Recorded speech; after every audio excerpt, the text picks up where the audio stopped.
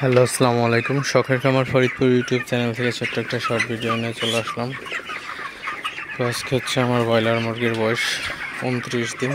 29তম দিন সকালের আপডেট আপনাদের সাথে শেয়ার করব। তো ভিডিওটিকে স্কিপ না করে শেষ পর্যন্ত দেখবেন, আর অবশ্যই শখের খামার ফরিদপুর ইউটিউব চ্যানেলটি সাবস্ক্রাইব করবেন, লাইক করবেন, কমেন্ট করবেন এবং শেয়ার করে অন্য ভাইদের দেখার সুযোগ করে দিবেন। তো ভিডিওটি শুরু করা যাক।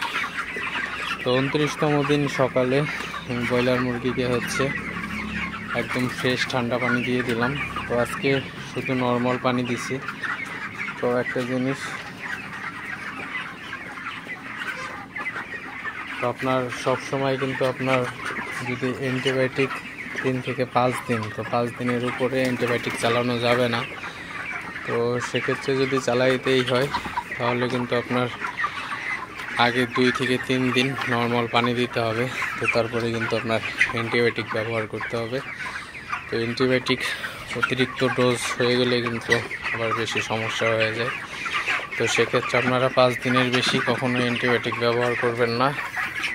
তো যদি ব্যবহার করতেই হয় সেক্ষেত্রে 2-3 দিন শুধু নর্মাল পানি ব্যবহার করবেন, তারপরে হচ্ছে আপনার অ্যান্টিবায়োটিক আবার কন্টিনিউ করতে পারবেন। তো আপনারা দেখতে পাচ্ছেন আমার সেটে মুরগিগুলা শুধু পানির কন্টেনারের পাশে শুধু পানি খেতেছে। তো ওজনটাও মোটামুটি ভালোই আসছে। তো প্রচুর গরম, তো এই গরমের মধ্যে আজকে আবার প্রচণ্ড পরিমাণে রোদ উঠছে। তো আজকে প্রচুর গরম।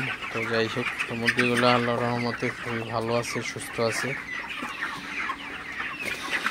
তো যাই হোক, আর বেশি আলোচনা করব না, জাস্ট আপনাদের একটাই মেসেজ দেওয়ার ছিল যে অ্যান্টিবায়োটিক ওষুধ 5 দিনের বেশি ব্যবহার না করাটাই ভালো। আর যদি করতেই হয় তাহলে 2-3 দিন নর্মাল পানি দিবেন, তারপরে আবার কন্টিনিউ করবেন।